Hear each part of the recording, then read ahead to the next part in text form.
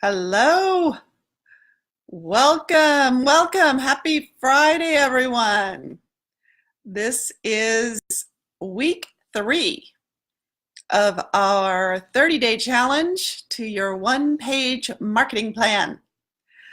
I am so excited to have the folks that are sticking with this and doing the work, and I really want to warmly welcome everyone who is expressing an interest and willing to jump in the middle and do a little catch up, a little extra work here. I cannot say how much what you're doing puts you in an elite group for the small business, micro business, entrepreneur, solopreneur group of business owners. You are among a rare 20% that actually do the kind of work that we're doing here. And it really doesn't have to be that hard. So congratulations on being here. Again, I'm Stacy Ruth. My business is Inside Out Marketing. Hi, Carol. I am your guide through this strategy, planning, marketing journey that we are on. Carol, who joined us, is our host. So you've got a guide and a host to make sure that you don't get lost along the way. But like I said last week, this is not a test. This is a process. This is a journey. And there are lots of opportunities for you to test some ideas out and be willing to adapt and pivot and try something different and give yourself the grace to explore, which is really how most businesses grow. They don't get it right the first time necessarily, but at least they're doing the work and you're doing the work. Congratulations.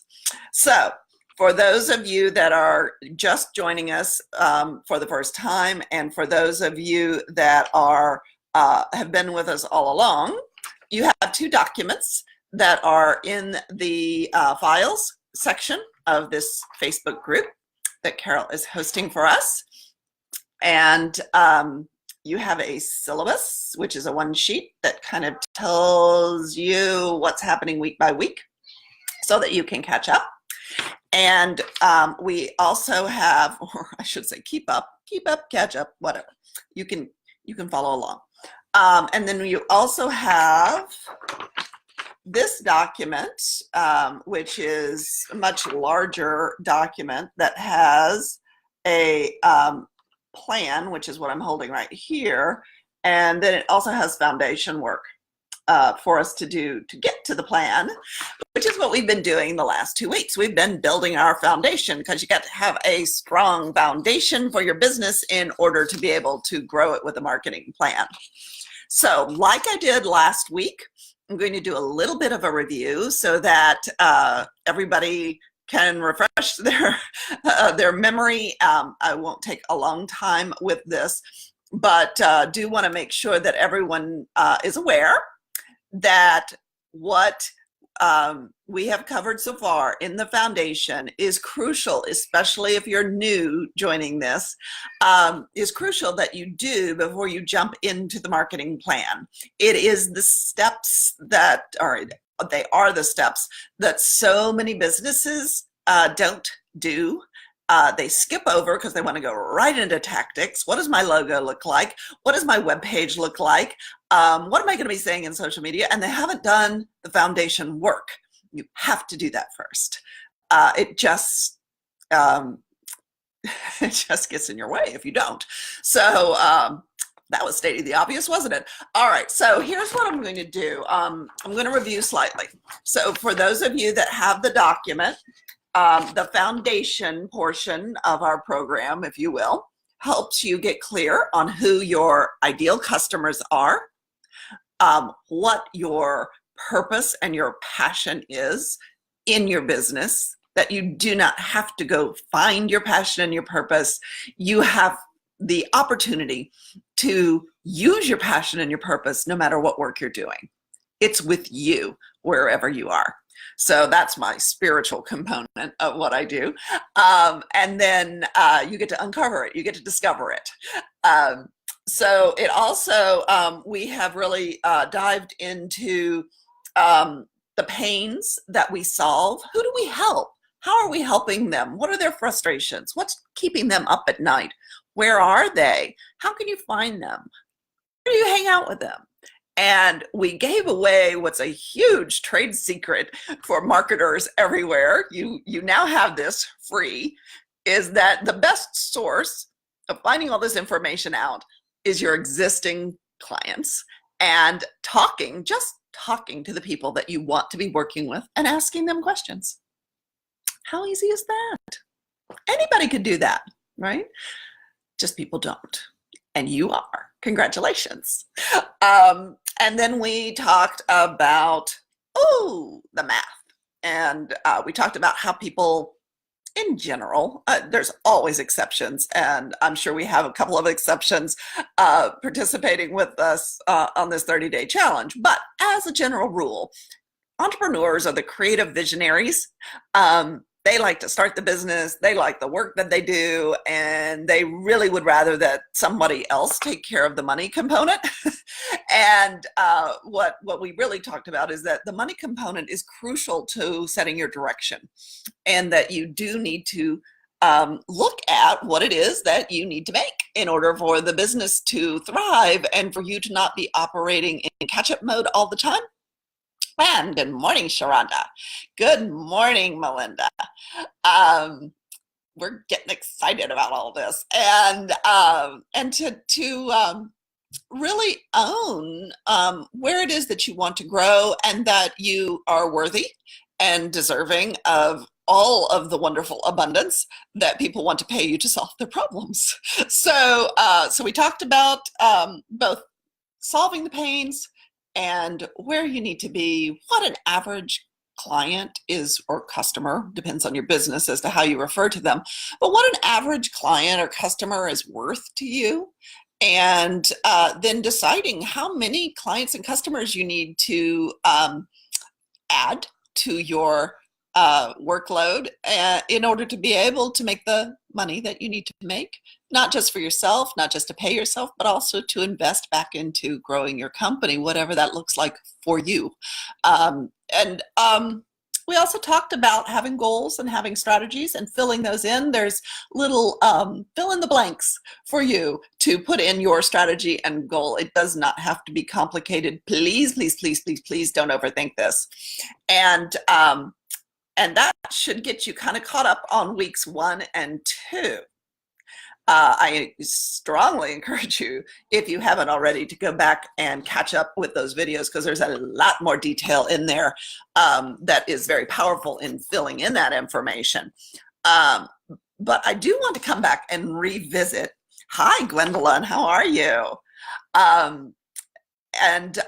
There's a lot of information in these past weeks that is very powerful, but one of the things I really, really want to make super clear is that the, I'll call it advice, direction, guidance, suggestions that I'm making for everyone who's participating here do not necessarily apply to a major corporation.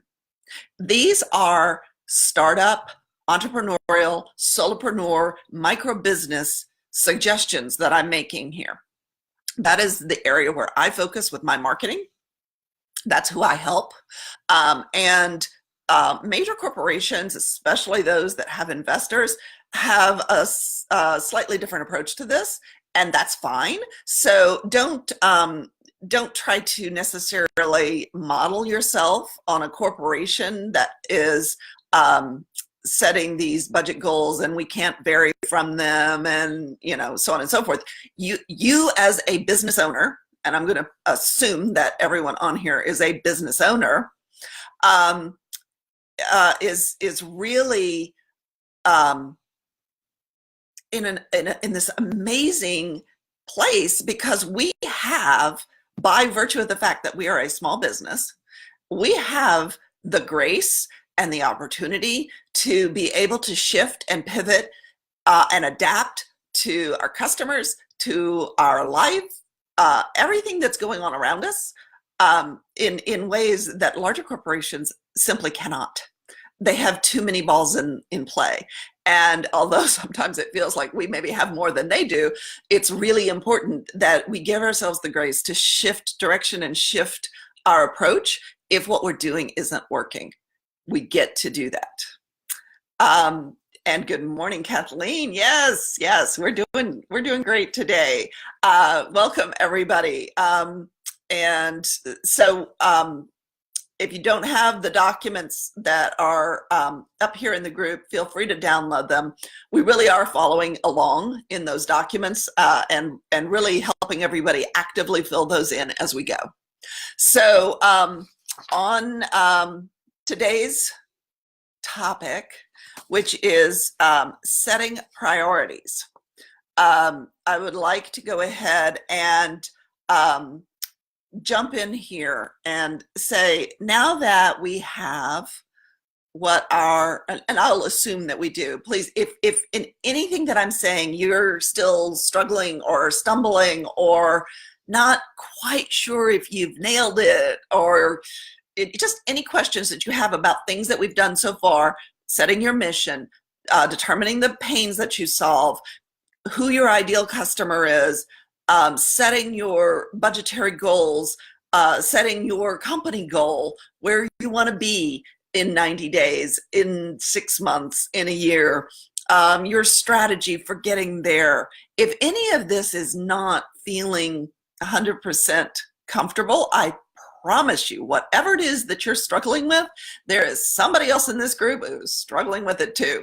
Please help yourself and help another person by asking those questions if you are willing to be vulnerable in that regard. If it just feels like being too raw and too real, that's okay. Please private message myself or Carol. Will be happy to help you get your questions answered. But if in any way you're willing to share that with others in the group, that would be so incredibly beneficial to everyone. Because I cannot possibly address everyone's individual perspective in, a 45-minute Facebook Live. It just doesn't always work that way. So, so today we're going to talk about setting our priorities. So we've got our mission. We've got a list of pains that we know that we solve. We know who we solve them for. We have decided where we want to be, and I like to look at it from a monthly standpoint because that, especially in a small business, it's important to get your monthly income steady before you can really look at annual income goals. Certainly there comes a point where you can look at annual and you can, have enough padding and fluctuation that you can absorb a down month because you're balancing it out with an up month. But in the small business world, we really need to nail the increments, which are the months, first. So you know what you want to get on a monthly basis. You know what your customer's worth.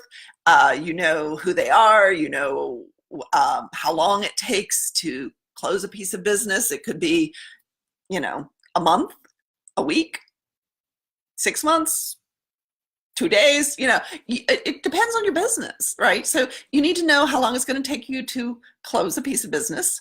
And then you know where you want to be in a certain time frame, and your strategy, which is some verb, noun, I will create income, which creates, and then the goal by time frame. And that is really a powerful statement. So because it's really a statement for you. Nobody else is going to see this. This is you. So I will generate, create, have, make, build, engage. Think of a verb that feels right. And what's the noun? I will engage micro businesses. woman-owned businesses, entrepreneurs, solopreneurs, that's my favorite thing, solopreneurs, which creates, now what's my goal? So for me, it's, I'm building a speaking and authorship career. I do consulting and these workshops and mastermind groups because it keeps me connected, it keeps me present and visible, but that's not my target objective. It's what I'm known for, and so I continue to do that while I'm building the other. So I say I will engage solopreneurs, which creates, now what's my goal? Speaking opportunities by, well, I should say paid speaking opportunities, by, what's my time frame? My time frame is spring of 2019, because this is all new for me. And so I have to build a reputation for something I've never had a reputation before for being and doing. I've been the speechwriter, not the speaker. So you have to kind of look at what you're going to be doing. This is your strategy. This is what's going to fulfill you, right? And it never needs to be shared with the client, but it becomes your guiding star for what you're going to do next. All right. So forgive me for using myself as an example, but sometimes it's easier to see from somebody else. Now, I know when somebody like myself shares my strategy, it's easy to get caught up in, well, mine doesn't quite fit like hers, and then so I don't know what to do. Let yourself have some freedom to make it your own, and don't get too caught up in judging yourself for whatever your strategy right now is, whether it's doable or not, because the next thing that we're going to do, hey Ty, welcome. The next thing that we're going to do with this strategy statement, which is really, it's your passion statement too. Isn't that interesting that the strategy is very deeply aligned with the mission and the vision?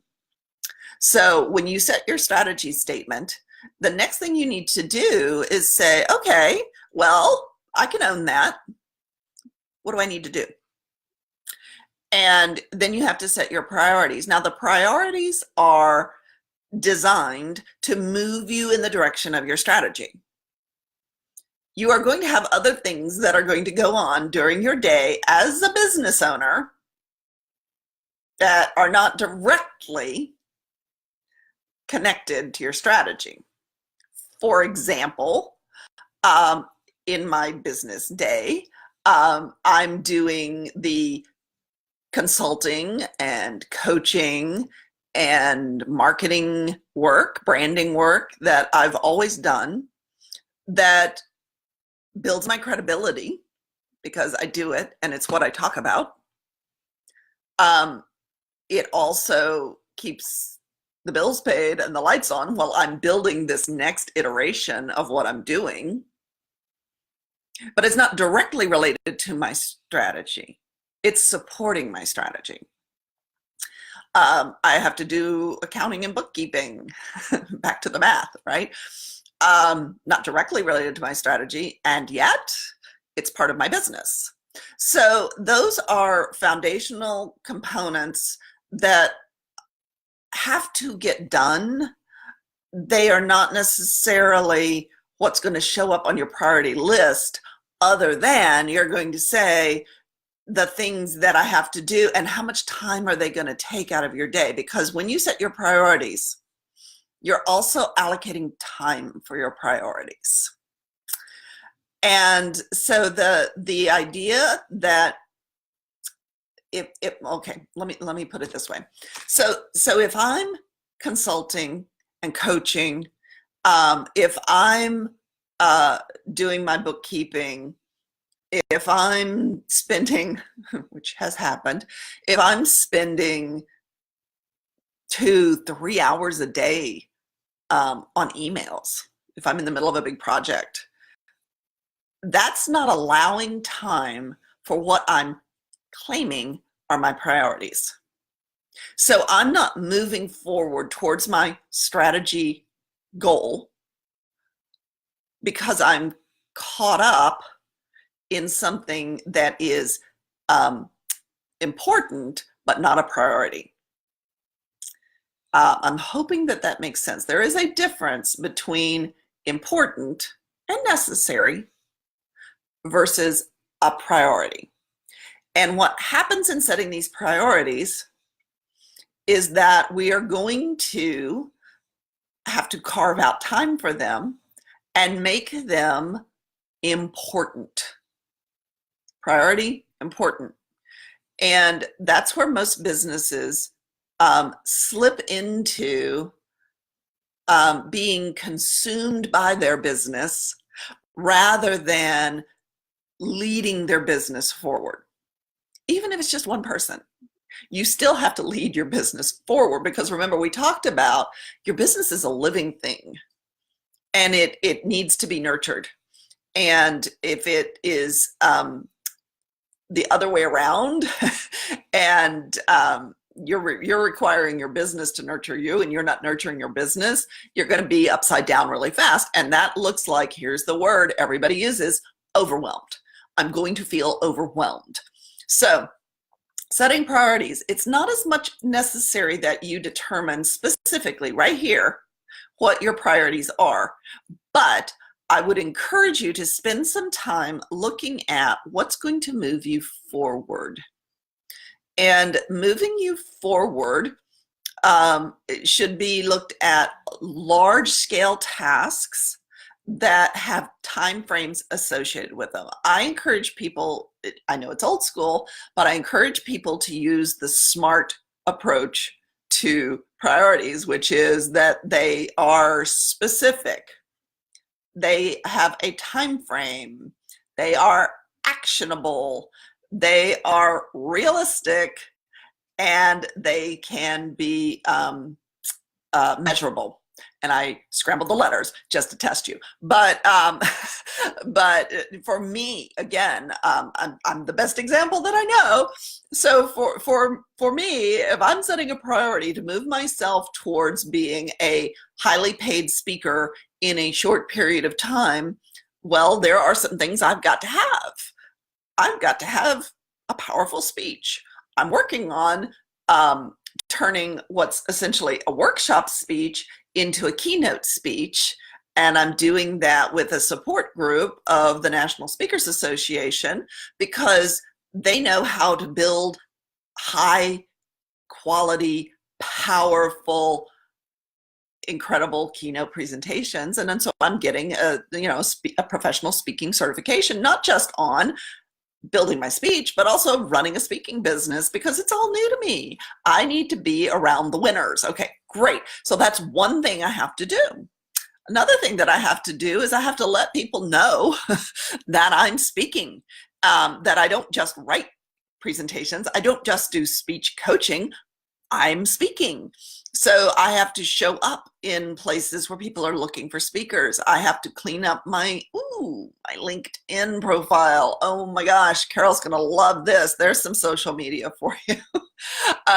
The business social media realm is very powerful and it works very quickly. In fact, LinkedIn, depending on what you do, can be more powerful than what we're doing here, depending on who your ideal client is.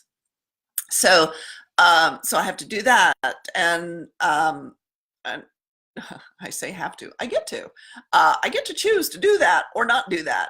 I choose to do that, and I worked with someone who really understands the unique algorithms to LinkedIn to help guide me in making sure that my content is exceptional. And I think Carol is an excellent person to talk to about that. I'm the strategist. I'm not necessarily the specific platform specialist. So I find support people to help me in my priorities. You do not have to execute all of the priorities yourself. Often that is going to be driven by how much money you have. And I realize that, but we have to be really, really careful about trying to do too much ourselves. We are strong, savvy, skilled, super capable, but it's really hard for one person to do every single component of a business well. So if you're going to make this a priority, also make the decision to get help to ensure that your priorities are actually manageable and that you can do them. So, so those are a couple of priorities. You get the idea. They're not granular. There can be small components to each one. So if I'm developing my speech, I'm going to develop the compelling stories. Remember, we talked about I'm a storyteller. I love telling stories. People love stories. It's where we connect. It's where we find each other in a heart connection, not just a head connection, where we really identify with somebody. Okay. So I have to find the stories that I think are going to tell my message in the most effective, connecting way. So I'm working on the stories. And, I know my content. Sometimes I have to find ways to deliver it in 45 minutes or less. So, there's that. I hope that kind of makes sense. And I'm kind of dancing around this because I know each of you has your own specific business model. You have your own specific strategy and goals. So what priorities you're going to set are going to be very personal to you and to your situation. So if you have any challenges in deciding what it is that you want for your priorities that's really going to move you forward, let me know, and be happy to help. So typically, when you get past 5 priorities, it starts to kind of consume you. So I would encourage you to try to group the actions that you're taking into a set of priorities that are 5 or less. Don't judge yourself if you only have 2 or 3. That's fine. That's totally fine. Start there. Other ones will emerge as you go. So I think that's probably enough about priorities unless someone really has a question. But you have to please write them down. Just trying to hold your priorities in your head is a recipe to let them slip out of the forefront of your mind, and you will go back to habitual behavior, which is unconscious business. And I encourage you to not only write these down, but put them near where you work so that you see them every day and you get to check in with yourself and say, how am I doing on that speech? I haven't worked on that in a couple of weeks. I probably need to come back to that. And so it's some self-accountability. And you may also want to get an accountability partner.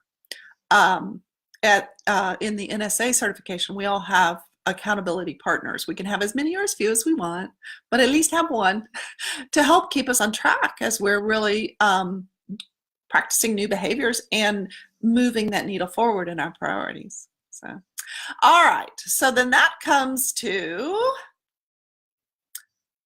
obstacles.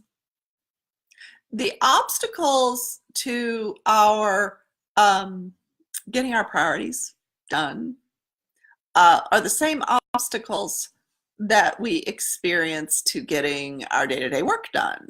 They are the obstacles that make us feel like we're stuck in our business. They are the obstacles that make us feel like there's not enough hours in the day. So for those of you that are on here, would you mind telling me in the comments section what for you is your greatest challenge in your daily work that you are really trying to grapple with, overcome, figure out a way out of that. If you can, and I'll tell you what mine has been while you're entering those in the comments. So my biggest challenge, my entire career, has been taking on more than I really can effectively execute in my workload, whether it's on a daily basis or a weekly basis or whatever. I get quite enamored with a number of projects, and any one of them I could do blindfolded with one hand tied behind my back. However, when they multiply, then I can actually do some serious damage to my ability to deliver. And then I start feeling, oh, there's that word again, overwhelmed. So the obstacle that I have to pay attention to, and it may not feel this way to each of you, but those obstacles are always self-imposed obstacles. There is always a way passed through, over, around those obstacles. And the way over, through, around an obstacle is by getting clear about what it is we're doing that is encouraging, supporting, creating, or reinforcing the obstacle. So the biggest obstacles that people struggle with are I'm doing too much. That's mine. That they don't know what to do next. That's a huge one. They don't feel like they're getting paid enough. That the money's not there. People aren't willing to pay for fair value for what I do.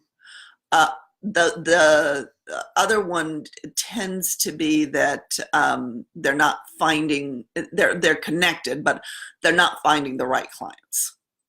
So if any of those resonate with you, some people also have, and I don't discount this, they also have obstacles that come up that are life obstacles, maybe a health issue. Maybe it's a relative that a parent who's aging and they have to take care of. There's all kinds of life challenges that can come up. So those can be obstacles as well, and those are not necessarily directly self-created, but they're in your life, and so how you respond to them is self-created.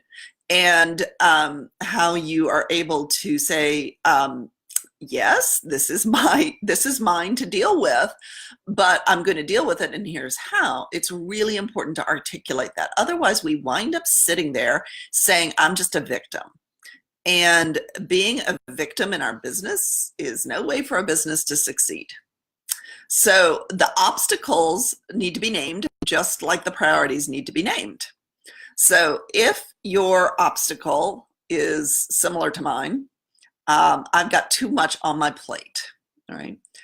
I'm happy to say I don't have too much on my plate now, but the driving factor behind I'm taking on too much is one of two things. Fear of missing out, which is mine. Oh my goodness, I want to be involved in everything because it's so much fun, and life is short, let me at it. The other thing is a fear that if I don't do all of this, everything will fall apart. I won't be able to make the money. The clients will be disappointed in me. The business won't be taken care of. I won't be able to pay the bills. I won't be able to keep the light on. I'm going to have to go back to my other job, whatever that was. So what you get to do in that is write it down and try your darndest to recognize what's behind that fear. Am I afraid of missing out? Am I afraid of not having enough? And then what you're going to do is you're going to look, oh, look, I've got a plan for that. I've got a plan to get there. I'm not going to miss out. I have to stay focused on what it is I've said is the most important thing to me so that I can cross that threshold. The rest of it can happen too. So that's one. The other is I'm not finding the right clients and I don't know where to look. And that is going to be solved by knowing who your ideal clients are and knowing where they are and knowing how to get there. But I'm going to go a little deeper into this one. And oh, Ty, that's a great one. That is a great one. Balancing and growing the business versus generating income. And when you are generating income, you are growing the business. So they're really very connected. And the idea, I think, and you may need to help me clarify this, but the idea that I think is there is that they're separate, and they're really not. The balancing, the growing, it can be a sense of I'm going to have to do this heavy lifting on the front end, and I'm going to probably have to do work that kind of gets me through before I can get to the ideal work or the ideal client or the ideal project. And so I'm going to have to work extra hard to earn the income that I want to make in my little math equation. And so the opportunity with the obstacle there is to recognize that you can reach out to, connect with, and close business with your ideal client, even while you're completing the project that is maybe not ideal, because you do have commitments to keep and complete. And what I found, and we talked a little bit about kind of like getting that perspective and getting off the hamster wheel in a previous session. And getting off the hamster wheel is a very, it's a tricky thing. Once you get off of it, you're like, oh, it was easy to get off of. But while you're on it, doesn't look that way. No. So, so the idea in getting off the hamster wheel is to recognize that creating a shift, I'm going to use my science here. It's torque. So what happens is all you need is a little leverage to create a big shift. All you need is a little leverage to create a big shift. And I know Ty has already experienced that. The leverage that you need is the focus. Let that sink in for a minute. What that means is the leverage that you need in order to change everything about your business is right in here. It's right between your ears. And if you can change your perspective and your approach and your outlook and your attitude and where you're focusing your energy, everything else falls into place. So if I'm going to grow my business and generate income, the shift that I get to make to overcome that obstacle, well, the obstacle is actually a belief, right? The belief that I can't do both. I can do both. And so if I'm trying to really generate growing income, one of the things that I really have to do is to start reaching out. And someone was talking in here, it was Olivia, and Olivia, hey, you posted, so I consider you to be fair game. But she was talking about her obstacle in feeling comfortable in her own skin as a professional speaker, which of course I can identify with because I'm working on being a professional speaker. And so what I have is a belief that I'm not that already. And so I focus on the challenge, the obstacle, not the objective, not the strategy, not the goal. I'm focusing on I can't because. So what I'm creating is my own block. So in the situation like Ty's describing, which, oh my gosh, it's almost universal, the experience of being in this kind of like, I'm here, I want to be here. We talked about that. I'm here, I want to be here. This stuff has to get done. And it's taking all my energy. It's taking all my focus. How am I going to focus on a new set of priorities when I've got this taking 60, 70, 80 hours a week of my time? How do I get here? Right? Well, let's say you want to reach out to a new kind of client. It's time to find a new client. Whatever these projects are, these ones, the low ones, whatever these projects are that are eating you alive, taking all your time, taking all your energy, they're not permanent. They're going to end at some point, okay? While you're working on them, recognize that at some point you stop and eat. At some point, you stop and go to the bathroom. At some point, you stop and you sleep. Take 5-10 minutes a day and send an email, make a phone call to someone that you think might know someone who's your ideal client and say, hey, this is who I'm trying to talk to. This is who I'm trying to work with. This is why, because they have these pains and I can solve them. Is there anyone you know that's struggling with this? Because people talk. Would you mind introducing me? 5 to 10 minutes a day. No matter where you are, no matter how beaten down you are by the work that you're doing right now, you can afford 5 to 10 minutes to do something to grow your business. That's marketing. Now, people feel like that's sales, and they give me a face when they feel like they have to network or they have to sell.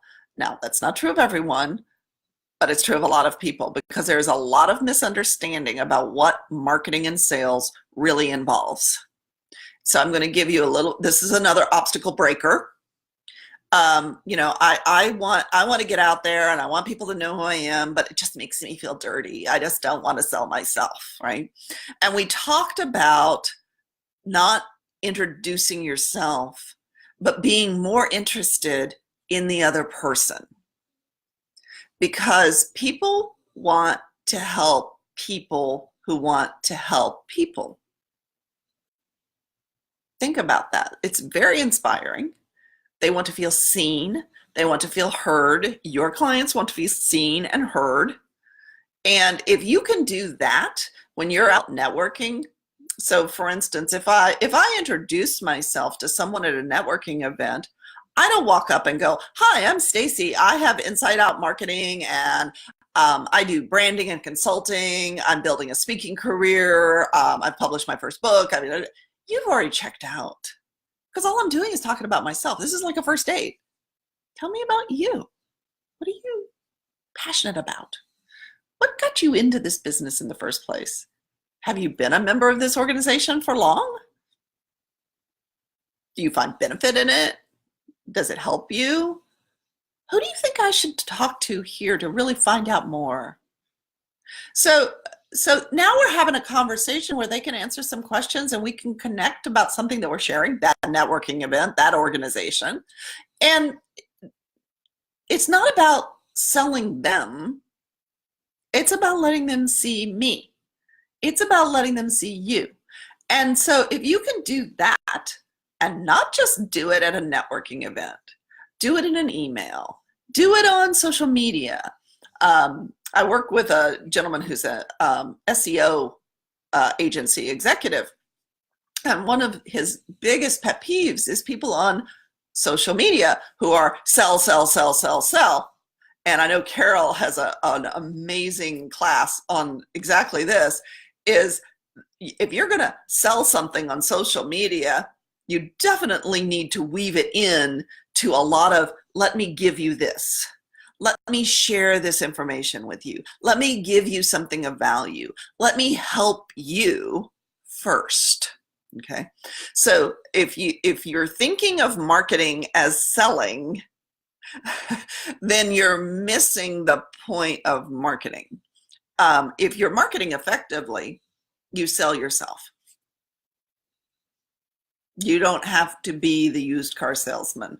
And I think the face that most people make when they're not familiar with how great, productive networking works, or great, productive social media presence works, then the face they give me is, oh, I'm not comfortable with that. Now, I know I'm probably preaching to the choir here because we're on Facebook, but it's really important that you get comfortable in your own skin, not about grabbing someone by the collar and yanking them in and going, buy from me, right? Whether you're a speaker, whether you're a marketer, a designer, whatever it is you do, doesn't matter. It's about them. And that's the most important thing that you can possibly do. So hopefully that helps with some of the obstacles. I know there are more, but that'll give you kind of a feel for, again, you're always the answer, but how you show up and how you really connect with others and really let them feel seen and heard is the best way to get through obstacles. Asking for help with the things that are not necessarily in your wheelhouse, and then just looking for those beliefs about how you can move through the things that appear to be obstacles by shifting your perspective. That's the key. And being willing to take small steps, like I was talking to Olivia about. You don't have to go from I'm terrified of getting on a stage to I'm a highly paid professional speaker in one big leap. That's not how it has to happen. So that can get very intimidating. Okay, so that's priorities and obstacles. Guess what, y'all? We are ready to jump into the actual plan itself. And this is the last thing for this week, and that is your marketing message. A lot of people are a little fuzzy on what a marketing message is, and they believe that listing their features and benefits is really what a marketing platform is. I was actually talking to someone who's telling me that they're a marketer, and they are, but what they really know how to do is incorporate features and benefits into other marketing media vehicles. And that is absolutely a part of what it is that you offer, but it's not your marketing message. It supports your marketing message. So what I want you to do on this sheet, there you go. It's this top area here. And it's another one of the Mad Libs that I did. But it goes back to the ideal customer and the pains that you solve. There are no features and benefits in that. And it basically says, I help fill in the blank. So let's say solopreneurs for me, who are struggling with frustration of not being able to grow their business in the way that they had hoped, to be empowered to ignite their growth in ways they never imagined. I do this through, and this is where it asks for a service or product, one-on-one coaching, workshops, presentations, my books. And I'm also going to tease you a little bit. We're going to be doing a mastermind for folks that want to continue this work after the 30-day challenge. So sometimes we can get stuck and need a little extra support, and I'm going to be facilitating a mastermind. This work here is free. The mastermind is super affordable, and I'll give you all the information for it when we conclude next week, but you are more than welcome to sign up for the mastermind. We're going to start it in another 2 weeks after this, and it runs for a year, and you can be in a group with other entrepreneurs, solopreneurs who are working on exactly what you're working on.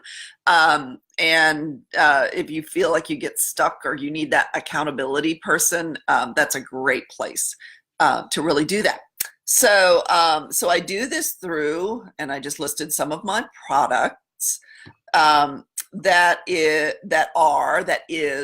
are empowering, supportive, enlightening. So, you know, go ahead and put whatever your marketing message is. And those adjectives at the end are how you want your ideal customer to feel after they've worked with you. Okay, that's your marketing message. What you're really selling, I don't care what you're selling, what you're really selling is transformation. What you're really selling is solution. If you're selling anything, you are selling the ability to be transformed. That's what I sell, and I promise you that's what you sell, is the ability to be transformed. So you're going to work on that. And I know we went a little over 45 minutes. What I'm going to do is I'm going to go ahead and conclude here. At the end of next week, I'll allow some time to give you the specific details about the mastermind group, and we will talk about in a little further detail how to really nail where you're going to be present, and to do that in, you know, incremental steps, and then building those action steps, which is where a marketing plan should conclude, not where it should begin. And most of the folks that I've ever worked with, whether it's a large corporation or an individual, get very excited about the tactics, and they are exciting. And I know there's folks on here that are in the business of delivering the beautiful and creative work that comes out of those tactics, but it's not the place to start. You've done all the work, and we're going to conclude with the exciting part, which are the tactics, the websites, the, you know, business cards, logos, all of the things in marketing that people want to jump right to is actually the conclusion of a marketing plan. So thanks for being with us. Again, as always, if you are working on this homework, and it's not a class, it's a process. I mean, it's just, you're not going to get graded on it. Just keep plugging away. It's worth it. It's worth it, worth it, worth it. So if you have any questions, please ask. Please engage with the group and give any questions that come up for you as you're doing this. I would be shocked and amazed if you don't have any questions, because this is definitely a different approach for most people. So thank you for being a part of it, and thanks for hanging in there a little longer than normal. This is the good stuff. Thanks so much.